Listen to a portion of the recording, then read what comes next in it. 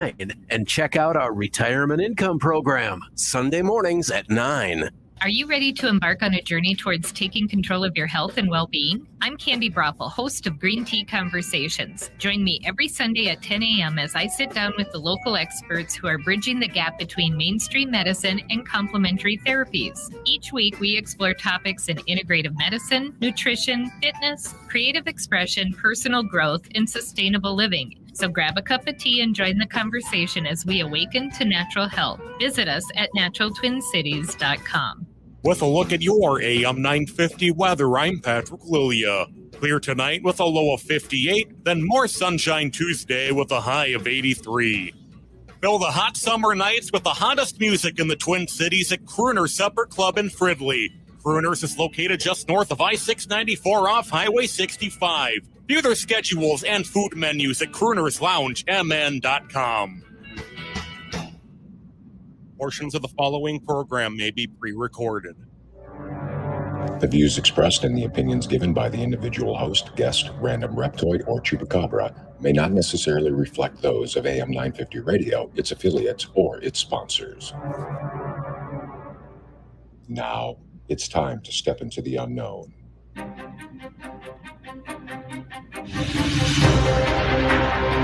There are things people experience but never talk about. A shadow moving in the corner, flickering of the lights, a disembodied voice. We invite you to talk with us. Share your story, share your experience, because this isn't just your story, this is our story. This is Ghostbox Radio with Greg Bakken. And this is Ghostbox Radio on AM 950, where every night we talk about the paranormal, ufology, Bigfoot, and so much more. My name is Greg Bakken, and thank you very much for joining me tonight. Happy Monday. Wow, we made it through the weekend, didn't we? And I swear just about everybody who I know in the paranormal was out east over at the Gettysburg Bash over this last weekend. And I was supposed to be there, and I had to back out at the last minute. I actually was going to speak last weekend, but I wasn't able to. I wasn't able to go. And but it looked like it was a lot of fun. But what I was able to do, and those of you who've been listening all last week, was very well aware of the fact that we had our own event going on at if I could say it, historic Grant House. I'm so excited about it, I can't even say it. We had quite the turnout. I was very impressed. I was very happy on behalf, if I may, of Char Savoy, who put on this event along with me, and Becky Shaw, who did all the work over at the Grant House, and everybody who was able to go. I really thank you so much. And we made a little bit of money for Mr. John Yost, who we wanted to make sure that we donated all of our proceeds to him with his pancreatic cancer treatment. We were able to send a few $100 his way. And we were really excited about that. And we sold out the place. That place was packed. So thank you all very much. You know, I'm going to be honest. If you all would like to see more of that kind of thing, just send me a note over at comment@ghostboxradio.com. Once again, that's comment@ghostboxradio.com. Well, you know, it's time to get going on things here. We got a lot. We have a big week coming up, and we're going to start off very strong, as there's a book that just came out. I believe it came out in June. And I think that a book like this has been needed for a very long time. And I want to bring on the author of it. Alex Matsuo is a paranormal researcher, author, and social media influencer. She is the founder of the Association of Paranormal Study and runs the Spooky Stuff.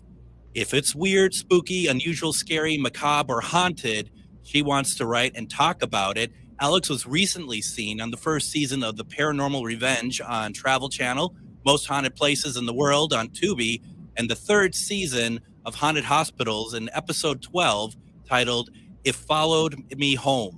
She was also been seen on Travel Channel's Most Terrifying Places in America. Alex has written several books about the paranormal, including Women of the Paranormal, Volume 1, A Brief History, which we'll be talking about today, The Hamptonville Hauntings, Ghosts of the Trevette Clinic, One Bed Over, A Hospital Haunting, The Brave Mortal's Guide to Ghost Hunting, and The Haunted Actor. Alex currently resides in Arlington, Virginia. She has been featured on KPBS, San Diego, Fox News, and The Washington Post for various endeavors. Alex, welcome to Ghostbox Radio. Hey, Greg, how are you? Oh, I'm doing very well. It's been so long since you and I have spoken. It has been. It's been a few years, I think, now. It really has been. I've been following everything you've been doing. I mean, I've been watching. I mean, it sounds creepy. I get it. But I really have been following along and stuff and really been enjoying your successes. And I think that it's been really cool. Were you at Gettysburg Bash this last weekend? No, I was actually almost on the other side of the East Coast. I was down in North Carolina for an event called Congregate. It's a sci-fi geek fantasy convention. That's right. Okay, so you were the only other person that didn't go to Gettysburg Bash. I'm pretty much the only other one. Everyone else was there. Now, I'd like to invite all of our listeners to join into the conversation. You can do so. We're not taking calls tonight, but if you are able to watch us on any streaming, we're streaming on AM 950 Radio, Facebook page, Ghostbox Radio with Greg Bakken, Facebook page, Things Network. Leave a comment for us. I will see it. We can put it up there. We can talk about it. With Alex, we are talking tonight about Women of the Paranormal, Volume 1, A Brief History. You know, before we went on the air, Alex, I did say that I thought that this book, in general, I think is long overdue. Mm-hmm. Yeah, this is something that I've heard quite often since I even just teased that I was writing it. Mm-hmm. Initially, it started as like just a personal research project, and then it was going to be a blog series. And I was browsing my local library, and I saw that there were these. I was in the women's history section, and I saw that there were like anthologies of different women in history, like bunched together, like 12, 13, 15, 20. And I don't know, it just kind of dawned on me we don't have this for women of the paranormal. Like, maybe this is something I could combine and put together into one volume, and then that way people can easily find it in a book, and they don't have to like use Google or search my blog and, you know, go to multiple areas of the internet or at the library. They can just find it all in one place.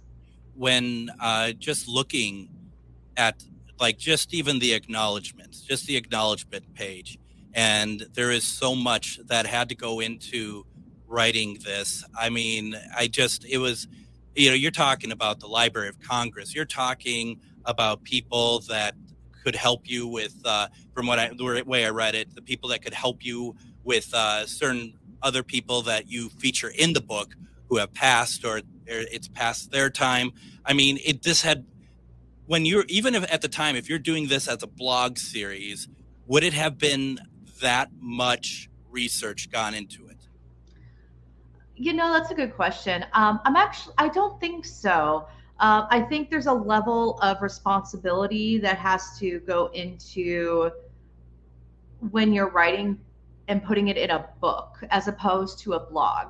Yeah. Because with a blog, it's really easy to, you know, just do a high level overview, or just do some links of like, if you want to learn more, go here, you know.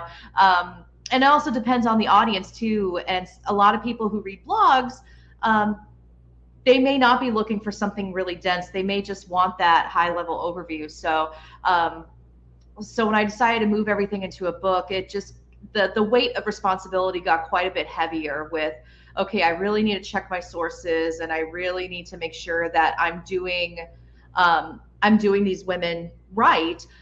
Especially, I mean, granted, it's self-published, so if I ever need to go back and make edits, I can, and any previous copies will be misfit copies and maybe variations. I don't know, but yeah, there's the weight of responsibility for accuracy and transparency and authenticity. I think that weight gets a bit heavier when you decide to put it on paper and stick it on a bookshelf. So I really went forwards and backwards and talked to people. I had beta readers. I had historians looking at this book. I had my sources looking at this book too, of like, hey, I cited your work in this. And I also wanted to make sure that, you know, the people I referenced felt like that I was giving them the proper credit too, because I'm very passionate about making sure people are properly credited for their work. It was an interesting journey. It's interesting. I mean, I'm so happy to hear that. As one who has gone through a master's program, writing my own capstone, my own thesis, you go through the internet, you go even through self-published books, and you find that that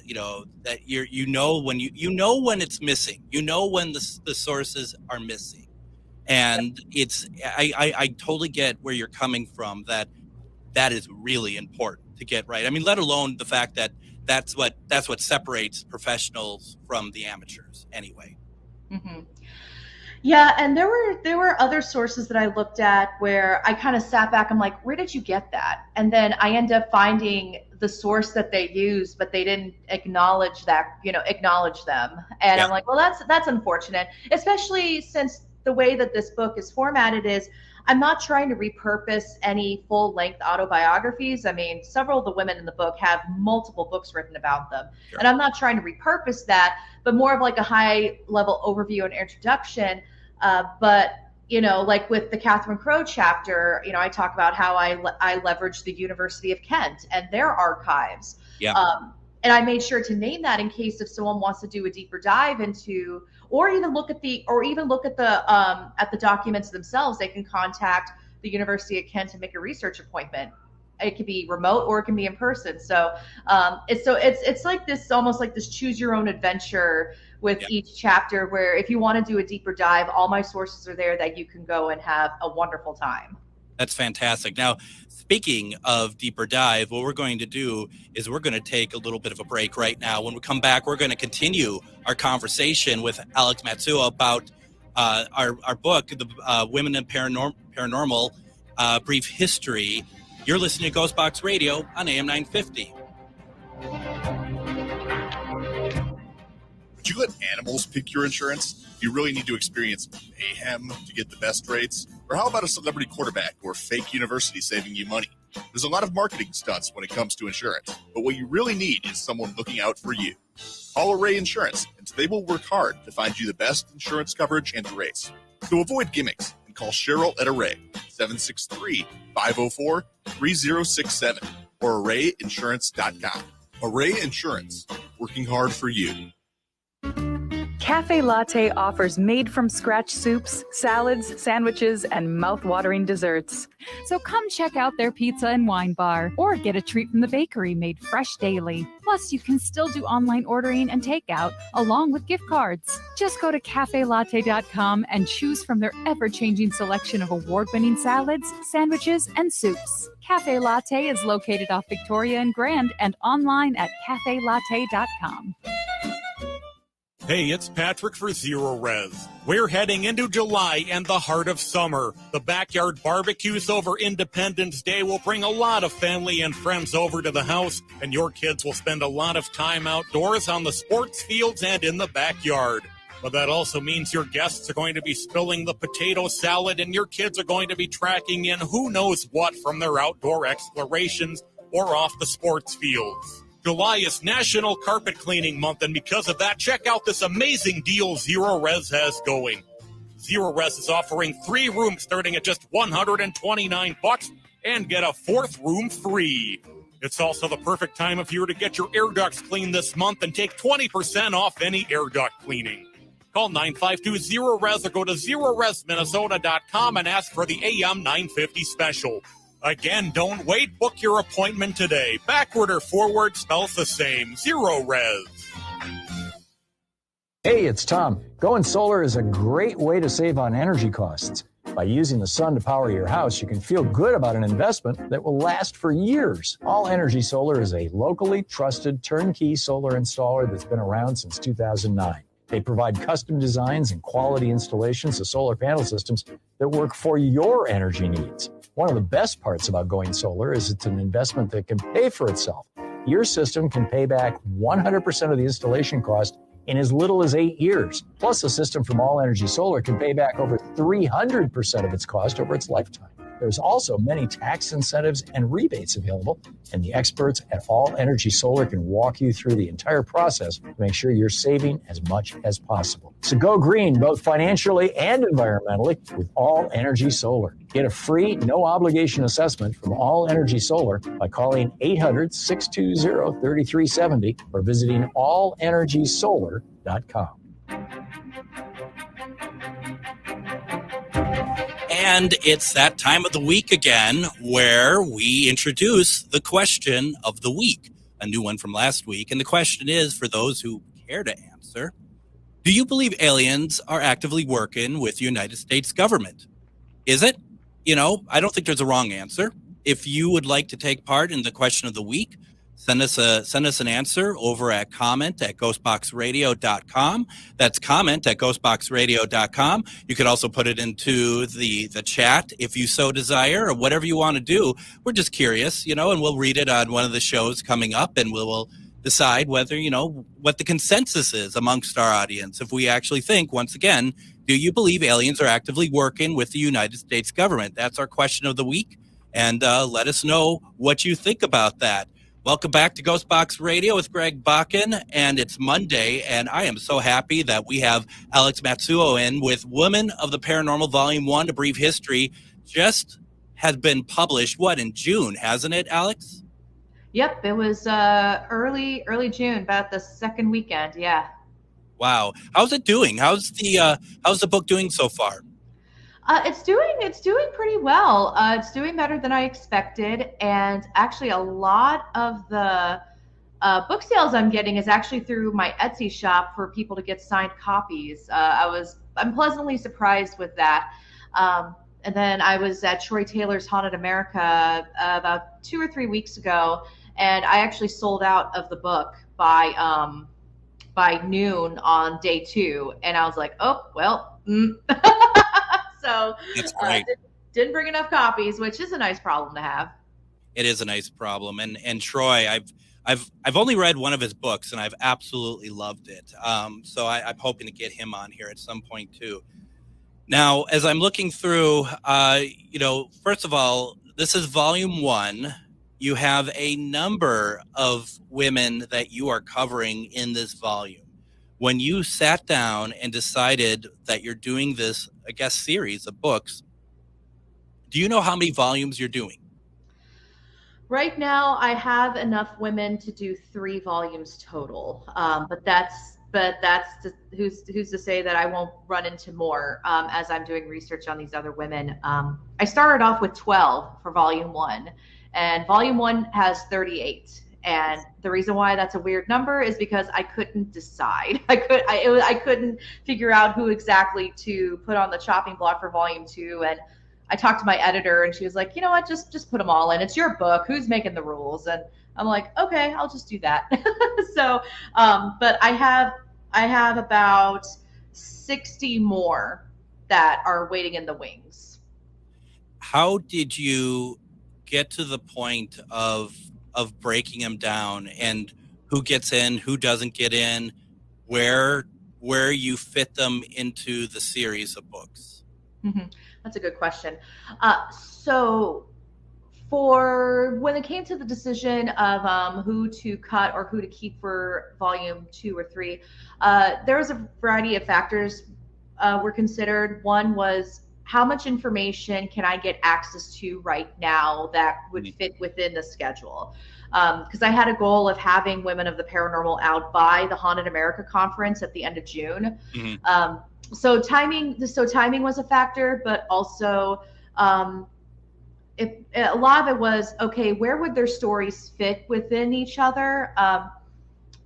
When you read volume 1, you'll probably notice that names will pop up later, so like Helena Blavatsky or Violet Tweeddale, or Catherine Crowe, like there's everyone sort of has these connections with each other. Thelma Moss, where they either worked together or they were debunking each other, or they had grandparents or spouses that worked with them. So they're all kind of connected in some sort of way. And then and then there was others where I'm like, okay, this person's interesting. I can't find a lot right now, but I think I can find more. So I'm just going to have them wait for a moment. Or if another one was, okay, I have a lot of mediums. I need to move some of the mediums over, things like that. Cause I didn't want the book to be all about mediums. So I moved a lot of the mediums over to volume 2. And I'm hoping for volume 2, I can at least integrate more cryptozoologists and ufologists. So going into more diverse categories than just, ghosts and hauntings. Yeah. And I mean, that makes a lot of sense. I get the idea of it kind of flowing and working together and stuff. And, how many of these women did you know about when you put the book together? I mean, I know that you know a lot about a lot of things, a lot of people, but were there some that weren't on your radar until you started doing the research? Oh, I would say there was about a good 25 that were not on my radar. Okay. Yeah, good 25. Because I started off with 12. That was like, okay, I know these women. I can write about them. And then as I was doing research on these women, I would run into more names. I'm like, oh, who's that? And then I would do a deeper dive. And Sure. The Library of Congress was actually my big breakthrough with finding more women, because I had access to their archives, and even their just off the shelf selection in their main reading room was very robust, like more robust than I expected. And that wasn't even going through the card catalog. And so I would go through the card catalog and I put in some requests, and I made my research appointment, and I requested like 5 books, and when I got there, the librarians handed me like 12 books, and they're like, "Oh, hey, we found all this stuff for you, and this was a really interesting project. Thanks for including us." And yeah, and as I'm reading, I'm like, "Oh, wow, okay, this." I'm gonna write this one down. and we're having a great conversation with Alex Matsuo. We've talking about her latest book, Women of the Paranormal, Volume 1, A Brief History. Were you finding like same names popping up with different researchers that may have prompted you to add them to your list, or was that not necessarily the case? It depended on who it was. Leonora Piper was one that popped up a lot. Gladys Osborne Leonard popped up a lot. These are 2 mediums, but also Louisa Rhine, Eleanor Sidgwick. Those were those names are popping up often. But then I would find some really unique ones that I thought, okay, I need to get them out right away because this is incredible. And the main one I'm thinking of is Radcliffe Hall and Una Trowbridge. That was a delightful discovery for me. And as soon as I found them, I kind of became obsessed. I was like, okay, I got to learn as much about them as I could. You got to love that though, right? I mean, that's what it's all about. Mm-hmm. Yeah. And it was Una Trowbridge's name that I saw first. And then when I looked up Radcliffe Hall, I was like, oh, wait a minute. So I was like, okay. And I had no idea. I mean, I knew of Radcliffe Hall because of Well of Loneliness, the book that she wrote. Mm-hmm. And so the name looked familiar, and I was like, is that the same Radcliffe Hall? And I'm like, oh my gosh, it is the same Radcliffe Hall. So things like that would happen. Thelma Moss was another one. Dr. Shafika Karagula, who was actually George Norrie's aunt. That was one I didn't know. And then I find myself reading one of George Norrie's books, and he's talking about his aunt Shafika, and I'm like, oh wait, okay. You're like, hold on. Hang on a minute. Those are great. Those are great, like serendipitous discoveries, aren't they? Mm-hmm. Oh, totally. And I'm pretty sure I may have read that book like maybe 15 years ago, but the light bulb didn't turn on because our Internet Archive was my best friend in this too. And when I looked up her name, George Norrie's book came up, and I didn't realize how instrumental she was in how he ended up where he is today. So I'm like, okay, so she definitely needs a mention in the book. So it was just really cool to find these names and find that they had connections, or they had male contemporaries who were doing the kind of the same thing at the same time. That is great. Why don't we do this? Let's take another break. When we come back, I want to talk to Alex also more about the book, but also about the writing process, because this is really interesting, and she's done enough of these books. I'm sure she has a lot to say on it. We're listening to Ghostbox Radio on AM 950.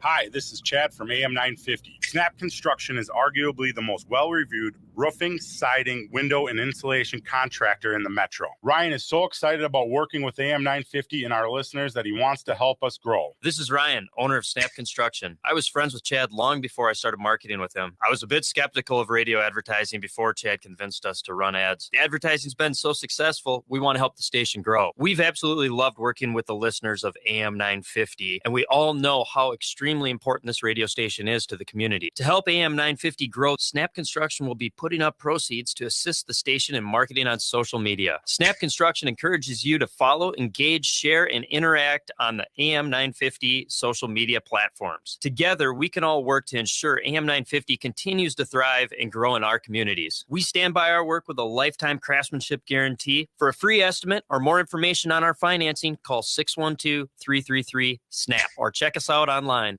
Turn to Auto Technical with your vehicle donation. Even though Auto Technical is a small nonprofit, we have helped more families with transportation than any organization in Minnesota.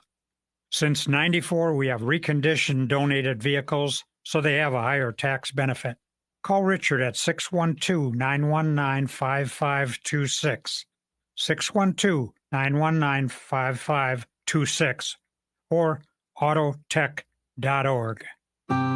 Woodland Stoves and Fireplaces is having their annual sale for the entire month of July. All of their indoor and outdoor fireplace products and accessories are at the lowest price of the year. Did you know that now there's also a 30% federal tax credit when you install an efficient wood heating stove or fireplace? At Woodland Stoves and Fireplaces, we can explain and show you the many options. We have the Twin Cities' widest selection of wood-burning stoves and fireplaces. I love my wood stove. We enjoy the sense of well-being we get by cutting and splitting wood to warm our home. Wood is our choice, but you may have other choices at Woodland Stoves and Fireplaces. Whether transforming an existing fireplace or adding something new, a clean-burning wood, gas, or electric fire can have you sitting pretty and cozy by the fire. Visit Woodland Stoves and Fireplaces at Riverside and East Franklin Avenue in Minneapolis or at woodlandstoves.com. Woodland Stoves and Fireplaces, since 1977, out-of-the-ordinary products and services to make fire work for you. Hey AM 950 listeners, my name is JP Darbragosian, and I'm the host of This Queer Book Saved My Life, the show where LGBTQ guests share the queer books that saved their lives in conversation with the authors who wrote them. This Sunday, it's a crossover episode with the delightfully queer pop culture podcast, The Sewers of Paris with Matt Baum. I hope you queer folks and allies can join us as we find connection in this mysterious and beautiful queer world of ours. See you every Sunday at 6 p.m. right here on AM 950, the progressive voice of Minnesota. With a look at your AM 950 weather, I'm Patrick Lilia. Clear tonight with a low of 58, then more sunshine Tuesday with a high of 83. Fill the hot summer nights with the hottest music in the Twin Cities at Crooner's Supper Club in Fridley.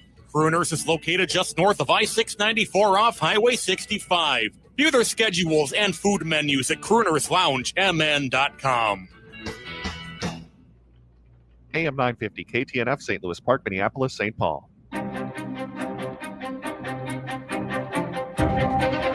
Did you get your ticket yet for the Dave Schrader event that we're going to be holding August 18th through 20th at the Anderson House in Wabasha, Minnesota? We still have a few tickets left. We do have a cap on how many tickets we're going to sell. We are getting close to it, but there is still time to get tickets. Just know, though, that the Anderson House itself to stay in during the event is sold out. But we are still selling tickets. There's locations nearby that you can get a room. But just know that the Anderson House itself is sold out. But, you know, I wouldn't let that stop you because it's going to be a jam-packed weekend. Dave Schrader has not investigated this location before, which is going to be really cool. And you get a chance to investigate with Dave as well. So once again, if you haven't gotten a ticket, but you're thinking about it, don't let the fact that the Anderson House, as far as staying there, is sold out. Tickets are still available. You go to charvinity.com, find the event button on there, and it's going to be there. You can get tickets through charvinity.com, and it's going to be a great weekend. We're really looking forward to it. Dave is really looking forward to it, so I think we're going to have a really, really fun time. So definitely, please go check that out. Now we return to our conversation with Alex Matsuo, and we are talking about her latest book, Women of the Paranormal, Volume 1, A Brief History. And, as far as like, say, the first volume, Alex, what are we talking in terms of time spread amongst all of these women in this first volume? Like, how far back does the earliest researcher go in this book? So it depends. So if we want to include the honorable mention that is that's in the book, then we're going back more to, oh my goodness. So we're probably going more back to the 1600s. Oh, wow. But I couldn't verify whether or not the story actually happened, which is why this particular woman is in the honorable mentions. Her full name is a mouthful. It's Antoinette de la Gare de Cholez. That's a very, very extensive name, which is like, good for her. But yeah, so, but the first chapter is, I mentioned her briefly already, Catherine Crowe, and her story goes into the 1800s. So we're looking at 19th century. Okay. Now, this is probably an unfair question, one you probably get asked all the time. Let's look at just at volume 1. Is there one person that stands out in your mind as making one of the most influential either discoveries or impact or whatever on the field that we may have, like lay people like myself would have no idea about unless we read the book? I would say I would have to go back to Catherine Crowe. She wrote the book, The Night Side of Nature, and that is the earliest text that we have where the terms poltergeist and doppelganger are brought into English usage. She also describes a whole bunch of phenomena in that book that we would now equate to ESP, precognition, crisis apparitions, NDE, OBE, near-death experiences, out-of-body experiences, psychical activity, psychokinesis. And she was also one of the, and I say one of because I believe she is the first paranormal investigator as we know paranormal investigating today. Okay. I know a lot of people like to bring up Athena Doris, with that. But again, there's a good chance that Athena Doris that story may have been fiction, kind of like Antoinette. But with Catherine Crowe, she conducted what we would have been doing, what we do now. She wrote a book called Ghosts and Family Legends after Night Side of Nature. And she describes going to this house in Scotland and essentially doing a paranormal investigation. And she brings on a medium. She doesn't tell the medium the truth as to why they're there. She tells the medium that, hey, I'm thinking of buying this house. Let me know what you think. So the medium ends up having these, experiences that are consistent with what's being reported by the homeowner. And they essentially do, like, if they had a recorder with them, they would have been doing an EVP session. So I would say probably Catherine Crowe. She's starting to get a little bit more attention now, which is wonderful. She definitely did something there because Night Side of Nature went through 16 print runs. Oh, wow. It was a bestseller. And so the fact that she ended up falling into obscurity for so long is quite mind-blowing. Yeah, when I was researching poltergeists like 15 years ago, I found Night Side of Nature, and but I didn't realize that Catherine Crowe was essentially swept under the rug, and I was really surprised that more people didn't know who she was. When I'm looking at this, I'm like, the earliest evidence that we have that, poltergeist, like this is the earliest like English-based text that we have on this now, like this household name in the paranormal. Wow. That's actually really interesting. And we are talking with Alex Matsuo, and we're talking about her latest book, Women of the Paranormal, Volume 1, A Brief History. When you did your research and going through the history of these women, did you find any like evidence of outright like sexism, like anything that came from any of these women where like it took a while for them to get through about the research because of them being women and not men? Yeah, I did run into that a few times. One of the ones that really stands out to me is Ada Goodrich Freer. Mm-hmm. If anyone is familiar with, Harry Price had his controversy with Borley Rectory. Ada Goodrich Freer would be Ballachin House. Okay. And there's quite a few things that could have, that, she wasn't exactly a saint in this situation either, but what I found interesting was she got heavily discredited with the Ballachin House investigation. And so essentially what happened was Ballachin House was rented for 3 months so that the Society for Psychical Research could come and go and investigate. And Ada was the house hostess for it. Mm-hmm. And while she was there, she heard footsteps, thumps, and bangs. She saw disembodied dog paws. She held a Ouija board session there.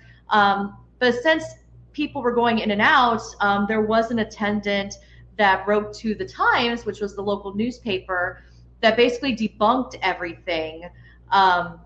But one of the things that really infuriated me when I read this was whoever the writer was to the newspaper said that SPR made the mistake of appointing her to oversee the investigation simply because she is a lady. Wow. Yeah. And I'm like, wait a minute, hang on. Did I read that right? So it was because she had her duties to attend to. She was unfit to carry out the actual work of investigating. And that letter instigated so much drama. SPR ended up publicly distancing themselves from her. She either resigned or she was let go, but she did tell people she resigned, and then she went off to go do her own thing. And she was caught being fraudulent a few times. But to me, like, that's what should have been focused on, not because she was a woman. So absolutely. Yeah. Wow. I mean, okay. I get it. Yeah. So let's go forward now, and you have a good, finger on the pulse, if you will, of paranormal current state. Just a very general question. Mm-hmm. Do you still think? Do you think that there is sexism currently in the paranormal field? Unfortunately, yes. I've experienced a little bit of it myself. I've also seen it in paranormal media still. Paranormal media is getting a bit better, but I've always said that the paranormal entertainment industry is about 10 years behind Hollywood. So we're starting to get a little bit more diversity there. There's been a couple shows that have featured more women as co-hosts. I've yet to see a show that has a woman as like the main star, the main talent, which, is a bummer. But I think how the entertainment business handles it is also reflected in the field. I still see event posters that are very male heavy, which is interesting. And I've experienced it personally myself, where I've been part of an event where, a man will be featured on the poster as a featured guest speaker. I'm also a featured guest speaker, but my photo's not there. And he's there because he's had one TV appearance. Yeah. Meanwhile, I'm racking up about 4, and I have way more followers than that person does. And I have to say, it's a bit disheartening to see that when it's like you work so hard to reach some sort of like level of like, hey, I've done some work here, putting out books and making content, and then and I know there's a running joke in the event circuit that you just need to be on TV once and you can be on a poster for an event. Yeah. But if you're a woman, it seems like you have to work a little bit harder to get there, which is unfortunate. So I mainly see it amongst the event planning with a lot of paracons and paranormal events. And I see it in the field too. There's especially depending on the location that's being investigated, it's, you shouldn't be here, or this is too intense for you. And it comes from a good place. But I'm sitting here like, scoot over. I'm going to sit next to you in the basement that's supposedly haunted by a demon. Let's do this, Yeah. So, yeah. I mean, in some areas, it feels like it's not only the paranormal television that's 10 years behind Hollywood. Some areas I have seen firsthand is about 15 years behind just the rest of the country in terms of any kind of equality. Mm-hmm. I think that goes beyond women as well. I think any sort of diversity of color or gender or anything. I think in what I've seen, I kind of feel like that's where we're at. Yeah. And I've also experienced some really intense misogyny on social media too, mostly from nameless, faceless individuals. But it's still disheartening too, especially when, it's a great opportunity for our male allies to step up and say that behavior is unacceptable. Yep. But then they're quiet because they don't want to tick someone off, or they don't want to make their friend look bad. And I think our male allies, specifically white male allies, really need to step up and say, hey, that behavior is not acceptable. Or even these paranormal celebrities going to these events, asking these event planners, hey, what are you doing to include more diversity into your lineup? Just things like that there's so many ways to be an ally without ruffling feathers. And it would be nice to see more of that, Absolutely. I don't think it would take much either. Let's do this. Let's take our final break. When we come back, we're going to finish our conversation with Alex Matsuo. We're going to continue talking about Women of the Paranormal, Volume 1, A Brief History. You're listening to Ghostbox Radio on AM 950.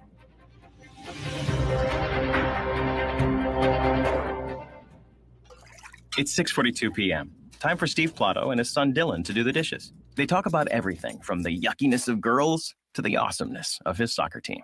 Sometimes they don't talk at all. Then, hey! The dreaded splash fight. It's Dad o'clock, and it's the best time of the day. Because the smallest moments can have the biggest impact on a child's life. Take time to be a dad today. Call 877-4DAD-411 or visit fatherhood.gov. Brought to you by the U.S. Department of Health and Human Services and the Ad Council.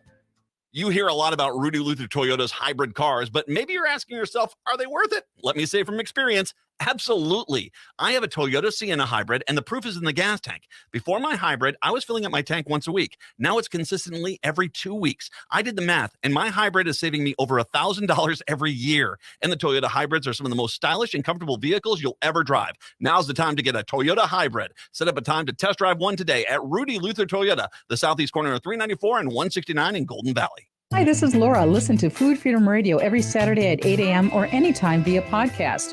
Our individual health is connected to the health of each other and connected to the health of the earth. We know the problems with the dominant food system: climate change, deadening soils, nitrates in the water, factory farming, injustice, concentration of wealth.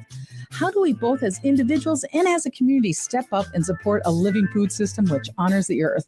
Tune to Food Freedom Radio every Saturday at 8 a.m. and remember to support your independent farmers. Whoa. The moment my son saw a redwood tree It's huge! is the moment I knew that for him, You can't even see the top of that thing. even the sky has no limit. There are some moments only the forest can inspire. Find yours at discovertheforest.org. Learn about forests near you and discover cool things to do when you go. Your moment is out there. Find it at discovertheforest.org. Brought to you by the U.S. Forest Service and the Ad Council.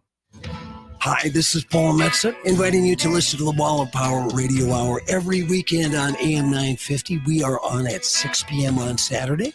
We feature artists, musicians, raconteurs, private detectives, and more. 6 p.m. Saturday night on AM 950. Wall of Power I'm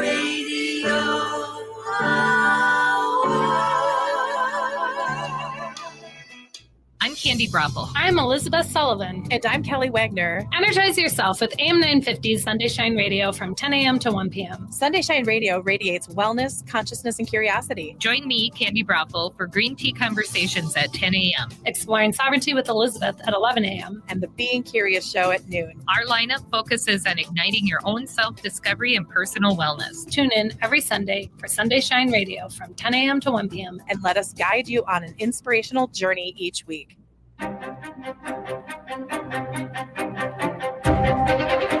And join us tomorrow on Ghostbox Radio with Greg Bakken. We're going to be talking with Daniel Roberge about the paranormal app, the Echovox, and other paranormal apps that he has created. I have always been on the fence about paranormal apps myself, but I've been using the Echovox for years. That's a different level. We're going to talk about that tomorrow. Wednesday, we're doing one-question readings with psychic medium Char Savoy. It's always good to have Char on. Thursday, author Anna Maria Manolo talking about her book, The Night Visitants. And Friday, we invite back Sam Beltrusis as we talk to him about his new book, Fueled by Fear, Lessons Learned While Chasing Ghosts. I hope you will all join us for that on over the course of the week. We have a great week of programming coming up here, but we're finishing our conversation with Alec Matsuo as we are talking about her latest book, Women of the Paranormal, Volume 1, A Brief History.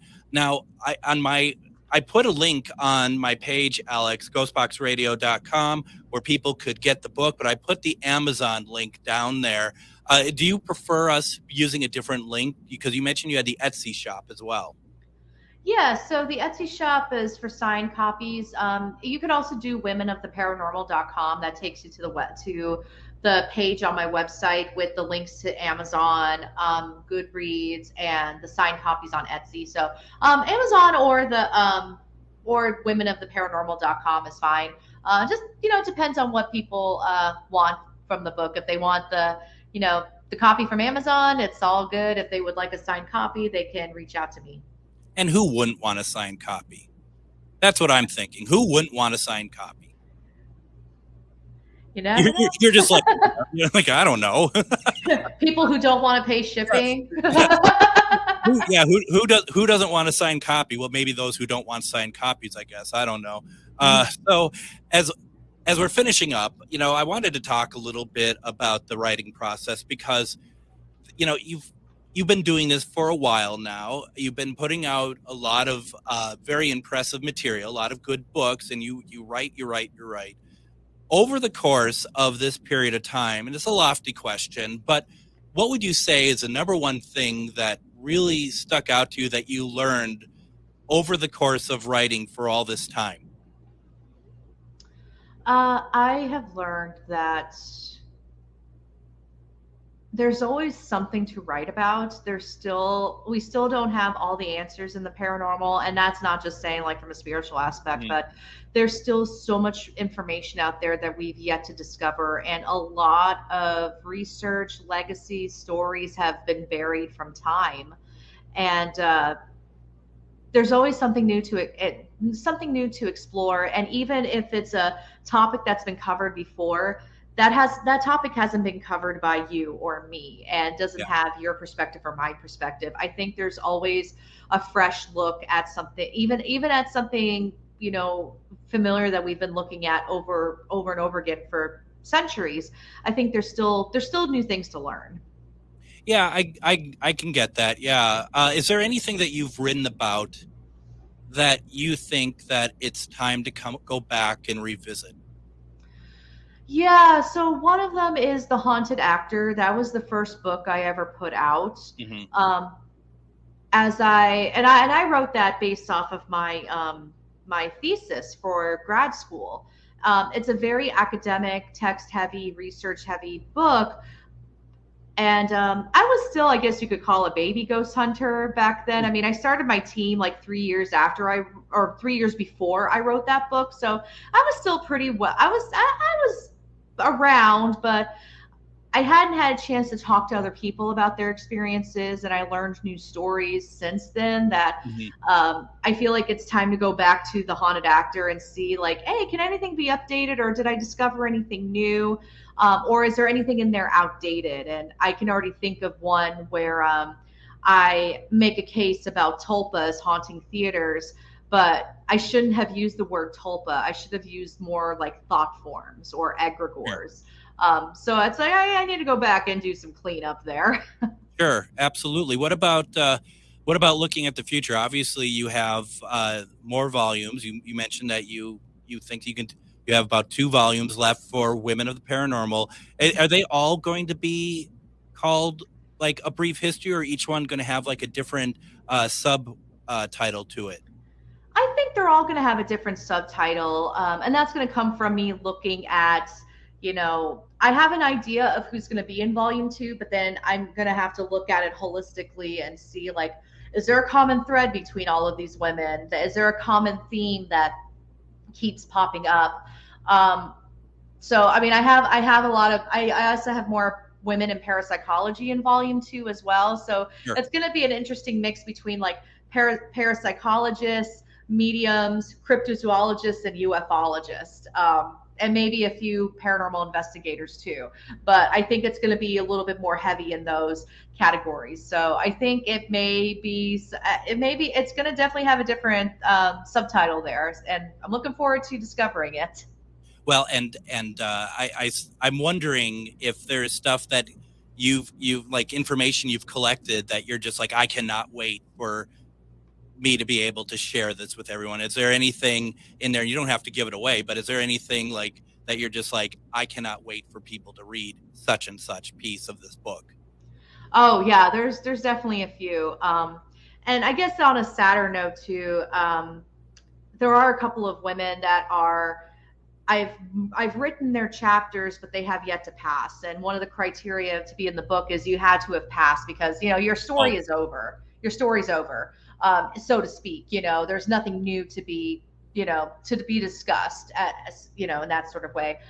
So I do have a couple of women waiting in the wings, and I hope they wait in the wings as long as possible. Unfortunately, illness will eventually take them from us. But I'm really excited to be able to tell their stories. And I'm telling it now, even as, since they're alive, but, to have them actually on paper in a book, like, hey, this is what this woman did in the 21st century. And, she was totally kicking butt and doing such a wonderful job. And then of course I have a couple of parapsychologists that I was like, oh, wow, you did that experiment? Cool. It's like, I can't wait to tell that story. That's going to be really interesting, especially as, I think it's going to give such a great framework and such a good picture of an area that may have been pretty much kind of left behind a little bit. I mean, that's what I really love about these books, is that you're giving them their time to shine, basically. Mm-hmm. Yep. And really also, when I can, I'm trying to give these other women who are still alive and still working their time to shine as well. Especially with the ones that I know are probably going to be added to a book in the future. But they're no longer able to work. So they actually were able to review their own chapter and give me their feedback, which was oddly beautiful, sad and beautiful. But it's nice it's going to be one of the few chapters where that woman actually contributed to her own chapter and was able to tell her story. Otherwise, it's like what I ran into with Linda Godfrey and Rosemary. I'm going to cut you off there because we're running out of time. Mm-hmm. To get Alex's book, go to Amazon, Women of the Paranormal, Volume 1. Thank you for joining us, and we'll see you tomorrow. Hey, Minnesota, it's Brad Friedman, host of the Bradcast. You're listening to AM 950 KTNF, St. Louis Park, Minneapolis, St. Paul, the progressive voice of Minnesota.